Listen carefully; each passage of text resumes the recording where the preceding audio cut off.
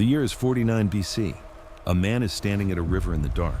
Behind him, 8 years of war, 50,000 soldiers who have followed him across Gaul, across the Rhine, across the English Channel and back, men who have bled for him, men who have killed for him, men who would walk into fire if he gave the order. Ahead of him, Rome, and a law that says the moment he crosses this river with those soldiers, he is an enemy of the state. He could turn back, disband his army, return to Rome as a private citizen, and face whatever his enemies had prepared for him. Trial, exile, death. He stands there for a long time. The river is small. You could wade across it in 30 seconds. He looks at the water. He looks at his men. And then he says 4 words that every Roman will quote for the next 500 years. Alia iacta est. The die is cast. He walks across. And with that single step, across a river no wider than a city street, the 500-year-old Roman Republic begins to die. And the greatest empire the Western world will ever see begins to be born. This is not just the story of Rome. This is the story of how a group of shepherds on 7 mosquito-infested hills built roads that are still used today, concrete that modern engineers still cannot replicate, and a system of laws that governs your life right now, whether you know it or not. This is the complete history of Rome, from republic to empire. And it begins not with a general at a river. It begins with a murder. The year is 753 BC. Close your eyes for a moment. You are standing on the Palatine Hill at dawn. The air smells of river mud, wet grass, and wood smoke from the night's fires. Below you, the Tiber moves slow and brown through the plain. Mosquitoes hum in the low ground. The 7 hills around you are covered in scrub oak and malarial swamp. There are no roads, no temples, no walls. Just dirt and the sound of a man dragging a plow. His name is Romulus, and he is drawing a line. This line, scratched into Italian soil by the blade of a plow, is the first boundary of Rome. Sacred ground. Anyone who crosses it uninvited will be killed. His twin brother Remus laughs and jumps over it. Romulus picks up a stone. Right there, day 1, the city of Rome is founded on fratricide. That detail matters, not because Romans were especially violent, though they were, but because it tells you something about how they saw themselves. Romans didn't mythologize peace, they mythologized will. The willingness to do whatever it took to build something that would last. For the first 2.5 centuries, Rome was a kingdom. 7 kings ruled in succession, each expanding the city's territory, its institutions, its power. The last king, Tarquinius Superbus, Tarquin the Proud, was a tyrant. He murdered political enemies, ignored the Senate, and according to Roman historians, his son committed an act so monstrous that the entire city rose up in fury. In 509 BC, the Romans expelled the king. They dismantled the monarchy, and they built something no one had ever built before, a republic. Not a democracy, not a monarchy, something in between, and in many ways more sophisticated than both. 2 consuls elected annually, a senate of 300, a system of checks so carefully designed that no single man could hold power for more than 1 year without the consent of his peers. The Romans called it SPQR, Senatus Populusque Romanus, the Senate and people of Rome. 4 words on every legion standard, every public building, every official document for the next 5 centuries. 4 words that meant this city belongs to no one man. They believed it. For 500 years, they meant it. But first, they had to survive. Here's how you understand the scale of what Rome built. In 509 BC, when the Republic was founded, Rome controlled roughly 900 square kilometers, a city-state, smaller than modern-day London. By 275 BC, just over 2 centuries later, Rome controlled the entire Italian peninsula. By 146 BC, Rome had destroyed Carthage, conquered Greece, and dominated the entire Mediterranean coastline. They called it Mare Nostrum, RC. By 117 AD, under Emperor Trajan, the Roman Empire stretched from Scotland to Iraq, from the Sahara Desert to the Rhine River, from the Atlantic Ocean to the Caspian Sea. 5 million square kilometers, 45 million people under Roman rule. 1 in 4 people alive on Earth lived inside the Roman Empire. Now let's make that real. Picture yourself walking through the city of Rome at its peak, around 100 AD. You enter through the Porta Capena just after sunrise. The Appian Way beneath your feet is paved in black volcanic stone. each block fitted so precisely you cannot slide a finger between them. Tombs and monuments line both sides of the road. As you walk deeper into the city, the noise hits you first. 1 million people crammed into hills and valleys never designed for a city this size. Vendors shouting, cartwheels grinding on stone, construction hammers ringing from 3 directions at once. The smell hits you second. Bakeries and roasting meat, open sewers in the side streets, perfume from a wealthy woman's litter passing through the crowd, animals, people, fire, and the particular dampness of a city where 1 million human beings wake up every morning and get on with their lives. You look up, the Palatine Hill above you is covered in palaces. The Circus Maximus below could seat 250,000 spectators. The Colosseum, visible from half the city, holds 80,000 more. Rome built 85,000 kilometers of road to connect all of this. The entire U.S. interstate highway system is 77,000 kilometers. Rome built more road, without machines, without asphalt, without GPS, than modern America, built in the 20th century. Many of those roads still exist today, under European highways, under city streets in London, Paris, and Istanbul. You may have driven on one without knowing it. The city of Rome reached 1 million people at a time when London had 30,000 and Paris had 20,000. The aqueduct system delivered 1 million cubic meters of fresh water every single day, through 800 kilometers of channels, tunnels, and bridges, by gravity alone. No pumps, no motors. Just engineering so precise that some of those aqueducts still carry water today. This is what Rome built, not in a generation, not in a century, over 1,000 years of relentless, deliberate construction. But none of it would have been possible without solving a problem that nearly destroyed Rome before it ever began. The problem with the Roman Republic was the same problem with every great system humans have ever built. It worked perfectly, until it didn't. For nearly 5 centuries, the Republic functioned. Wars were won. Territories expanded. Laws were debated, passed, enforced. Consul followed consul. The Senate deliberated. The people voted. The machine ran. But the machine had a flaw built into its foundation. Now I need you to feel this. Not just understand it, feel it. Picture yourself as a Roman senator in 60 BC. You are 50 years old. Your family has served in this Senate for 4 generations. Your grandfather fought at the Battle of Zama. Your father helped write laws still carved in stone at the Forum. You believe in the Republic the way other men believe in the gods, not because you were told to, but because you have seen it work. You arrive at the Curia on a Tuesday morning in January. The air inside smells of old stone and lamp oil. Around you sit 299 other men who have done exactly the same thing. Dressed in the same toga with the same senatorial stripe, taken the same oath, played the same role in the same machine their ancestors built. You call the session to order. And then the first dispatch arrives from the north. Caesar's 10th legion has crossed the Rhine, again. The Germanic tribes beyond the river are being pushed back, again. His army has now been in Gaul for 6 years. He has conquered territory 3 times the size of Italy itself. His soldiers have won 11 major engagements without a single decisive defeat. You look around the room. No one says what everyone is thinking, because everyone is thinking the same thing. The legions don't follow Rome anymore. They follow him. This is the flaw no one designed the Republic to handle. The Republic was built for a city-state, 900 square kilometers, 30,000 citizens, and wars that lasted a season. A consul led an army for 1 year, then came home. Then, someone else led. Power never stayed in one set of hands long enough to become permanent. But the wars had grown longer, much longer. Generals now spent years, sometimes entire decades, in the field. And those generals paid their soldiers from campaign plunder.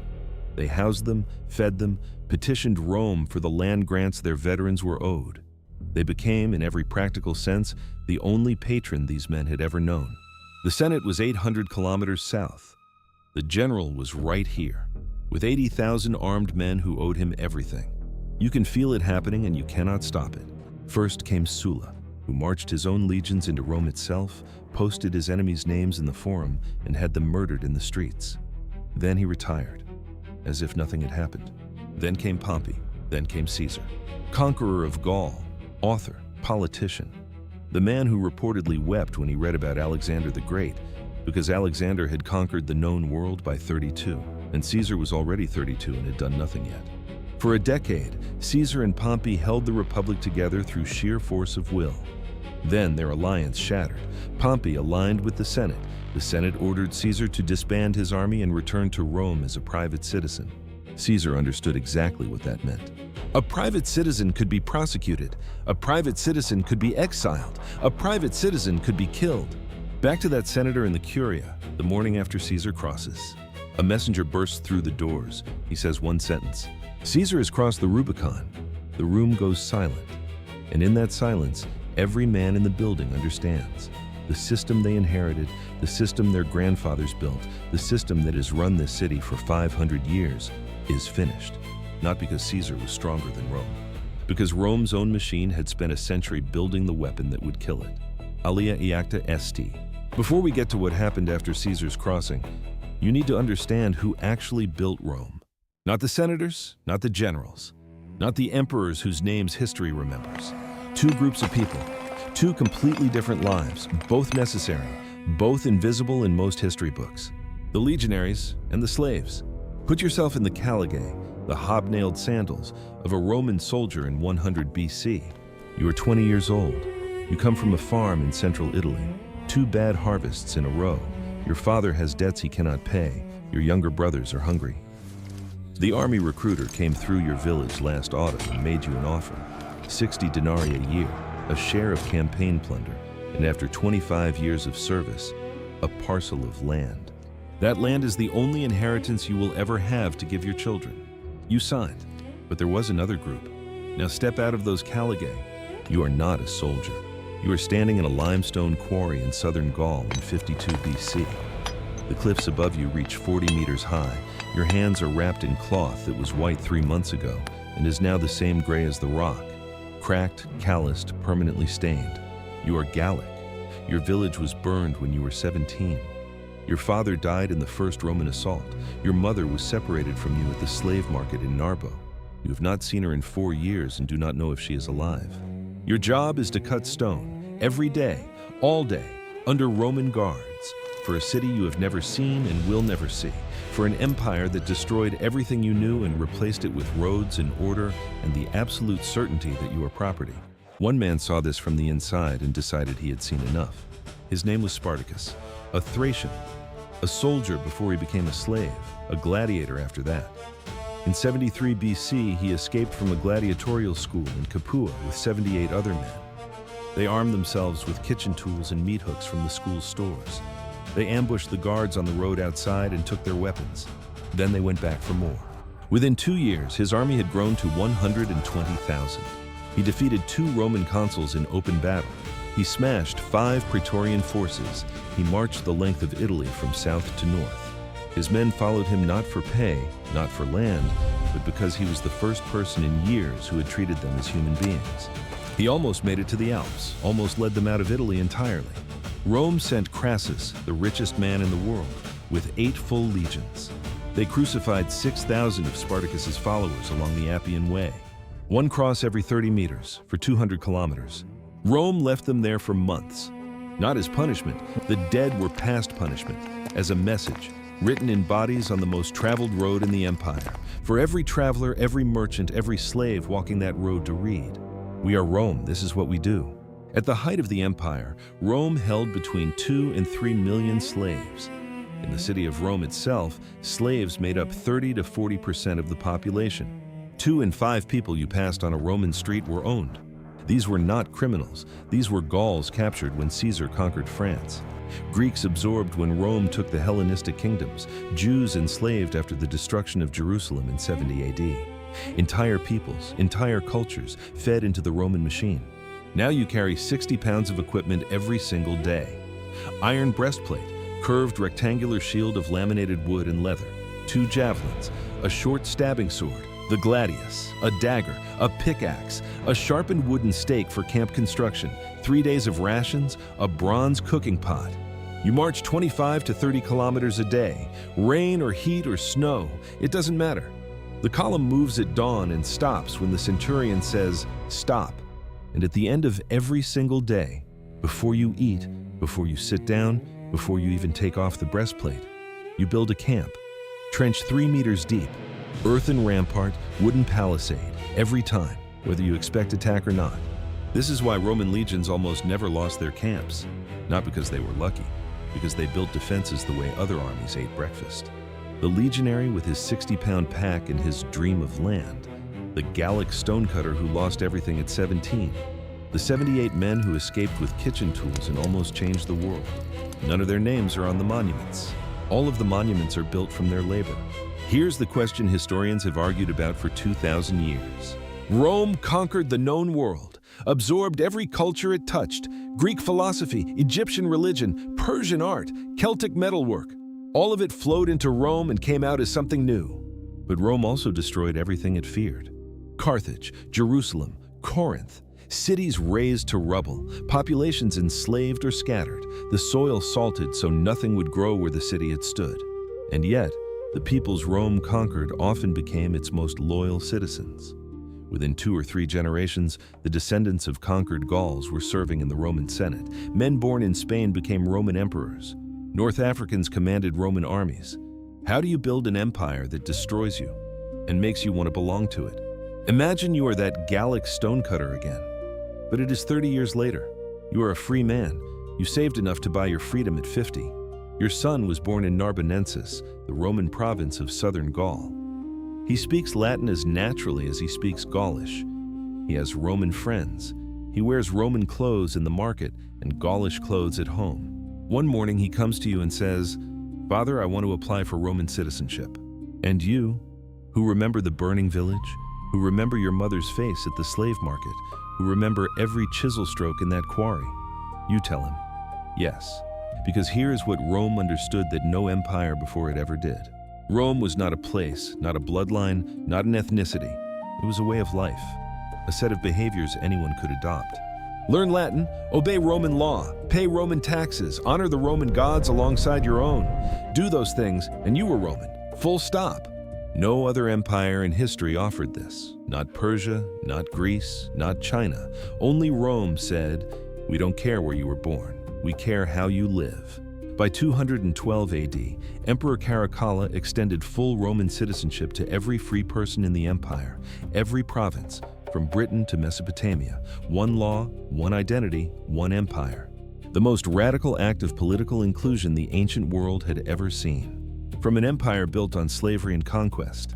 This is Rome's central paradox. Hold both things at once or you will never understand it. The civilization that invented legal equality also built the largest slave economy the Western world had ever seen.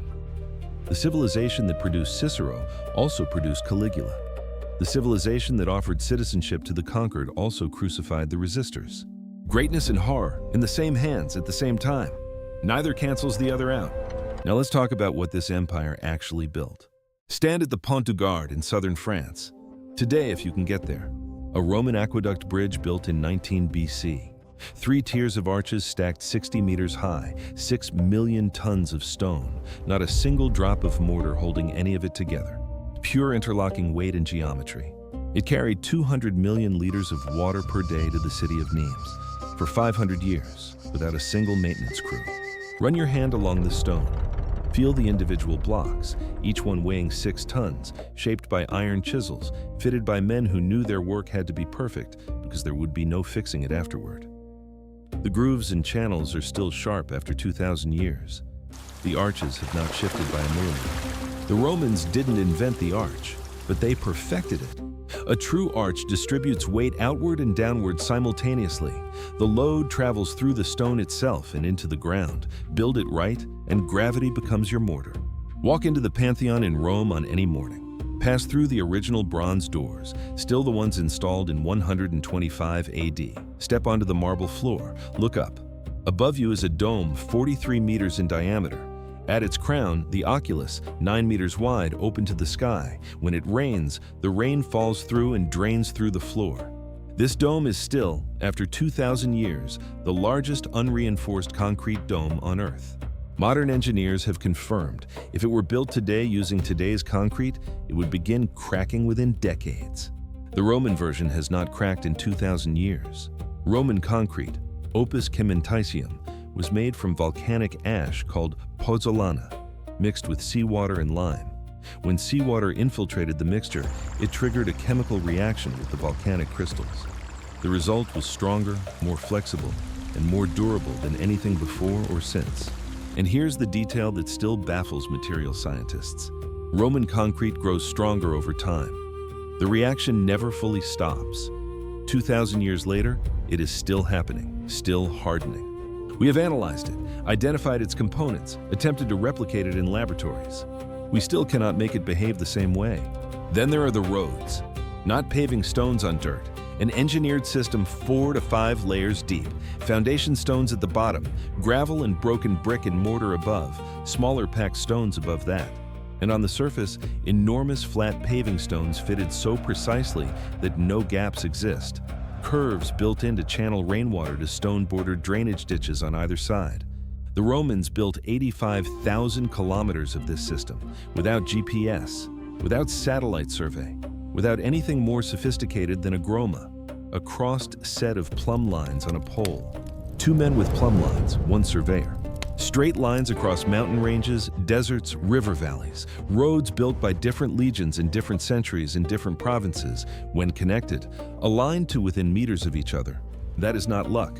That is a method so deeply trained into generations of Roman engineers that the same principles, passed down through centuries, produced consistent results across 1,000 years. That is what Rome was at its best.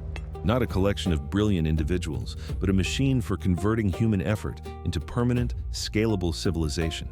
And that machine was about to be handed to one man. Back to Caesar and the Rubicon.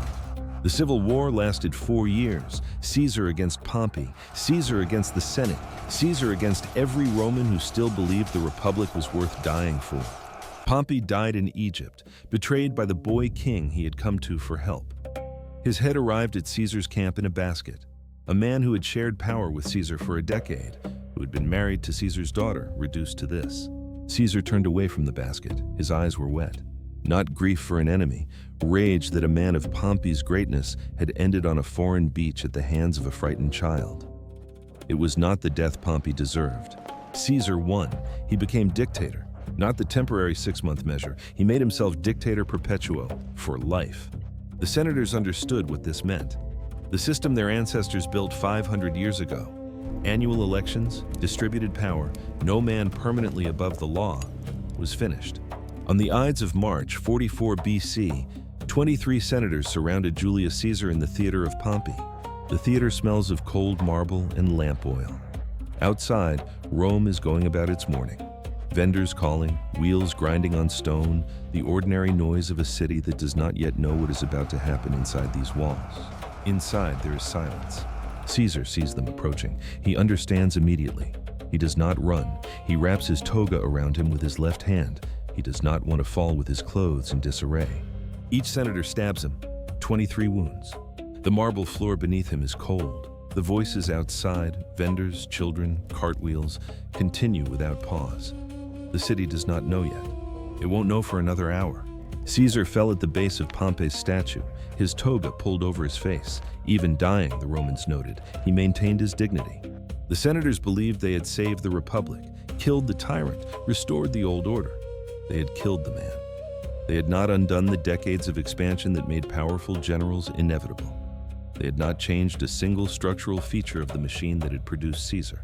Chaos followed, then civil war, then another civil war. Rome tore itself apart for 13 years, hundreds of thousands dead. The old republic bled out completely.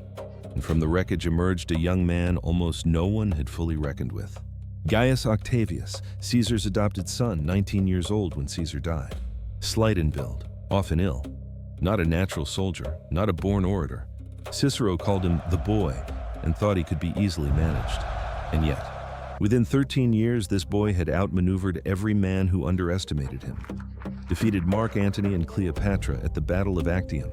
Returned to Rome as the undisputed master of the entire Roman world. He was careful, brilliantly, dangerously careful. He did not call himself king. He did not call himself dictator. He called himself princeps, first citizen, first among equals. He gave the Senate back its ceremonies, the appearance of power, and kept every ounce of real power firmly in his own hands. The Senate gave him a new name, Augustus the Revered One. On January 16, 27 BC, the 500-year-old Roman Republic officially ended. The Roman Empire began. Almost no one understood the transition had occurred, because Augustus had staged it so carefully it felt like restoration rather than revolution. He reigned for 44 years. He brought peace. He rebuilt Rome in marble. He created a professional civil service that ran the empire regardless of who sat on the throne. When he died in 14 AD at the age of 75, he was in a villa outside Nola, in the Campanian countryside. The late summer air came through the open window carrying the smell of dry grass and warm stone. Cicadas outside, the sound of the sea somewhere in the distance. The friends gathered at his bedside had been there for days. He had been asking them all a week the same questions. Whether they thought he had handled his illness with dignity, whether he had seemed afraid, whether he had been a burden to them. At the end, he looked at the faces around him. The same faces that had been there for 44 years, through every war, every decision, every night when the weight of the entire world rested in the hands of one man. And he asked, "Have I played the part well?" A pause. The cicadas outside, the warm air, the smell of dry grass. "Then applaud as I exit." He was gone within hours. Augustus understood something none of his rivals ever grasped. Rome was not a place or a government or an army. It was a performance, a shared story that millions of people in 100 languages across 5 million square kilometers chose to believe in. As long as the rituals held, Rome held. When Augustus died, the empire did not collapse. It had been engineered not to need him. The machine ran on for 4 more centuries. In 476 AD, a Germanic chieftain named Odoacer forced the last Western Roman emperor from his throne. The emperor's name was Romulus Augustulus. Read that again. Romulus, the man who drew a line in the dirt and killed his brother to defend it. Augustulus, little Augustus, a faint diminished echo of the man who turned a dying republic into the most powerful empire on earth. The boy who carried both names was 16 years old. No final battle, no heroic last stand. Just a document, a forced signature, and a pension. Odoacer let him live, sent him to a quiet villa on the Bay of Naples. Picture him the morning after he arrives, Ngi 0.5 GI. He is 16. He sits on the steps of the villa in the early light, looking out at the bay. The water is blue and completely still. Fishing boats move in the distance, slow and silent. Somewhere behind him, inside the house, servants are preparing breakfast, the smell of bread and olive oil drifting through the open door. He has been emperor for 10 months. He does not know what to do with his hands. The Western Roman Empire ended not with a battle cry, with a boy sitting on steps watching fishing boats in a villa that smells of bread, with a signature. And just like that, it was over. Except, the Eastern Roman Empire continued for another 1,000 years, called itself Roman until 1453 AD, the year the Ottomans finally took Constantinople. The Roman Catholic Church preserved Latin, Roman administrative structures, and Roman law through the darkest centuries of the Middle Ages. And today, every European legal system built on Roman foundations: Senate, Republic, Citizen, Justice, Legal, Constitution, all Latin, all Roman, words you use every single day without thinking about where they came from. The calendar on your phone right now is Roman. Julius Caesar reformed it in 46 BC. Augustus named a month after himself, August. You look at that word every single day.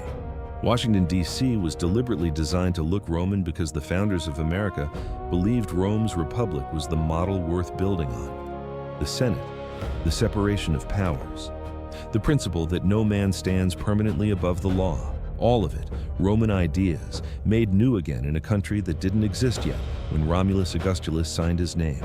But here's what history books rarely say. The next time your alarm goes off before dawn and you drag yourself to work that no one notices, remember a 20-year-old legionary somewhere in Gaul with 60 pounds on his back, building a road through mud and cold for a city he will never see again. His road is still there. The next time you eat a simple meal and feel, for just a moment, that this ordinary life is enough, remember Augustus at 75, asking his friends all week if he had handled his final days with dignity, asking if he had been a burden. The most powerful man in the history of the Western world, measuring his life not in conquests, and whether the people he loved thought he had done it right. The next time you sit in a courtroom or a polling station or any room where the principle is honored that no one stands above the law, Know that you are standing inside something Rome built. Know that people died for that principle. Know that it was nearly lost. The next time you wonder whether one person can actually change anything, remember a man standing in the dark at a small river. 50,000 soldiers behind him, everything he had built, everything he stood to lose. One step, and everything changed. Rome didn't fall. It became the roads under your feet, the laws that protect you, the language inside your thoughts, the calendar that structures every day of your life. Every time you vote, that is Rome. Every time a court holds that you are equal before the law, that is Rome. Every time a civilization builds something, it intends to outlast the people who built it. That is Rome. It became us. If this video changed how you see the world Rome built, hit that like button and subscribe. New videos every week on the civilizations that shaped everything you take for granted. And I want to know what hit you hardest. Was it Spartacus? 120,000 people, almost free, then 6,000 crosses on the road back to Rome? Was it Augustus, the most powerful man in Western history, asking his friends at the end whether he had played the part well? Was it Romulus Augustulus, 16 years old, sitting on villa steps watching fishing boats, not knowing what to do with his hands? Or was it Caesar, standing at the river in the dark, knowing exactly what one step would cost, and stepping forward anyway? Tell me in the comments. I read every single one.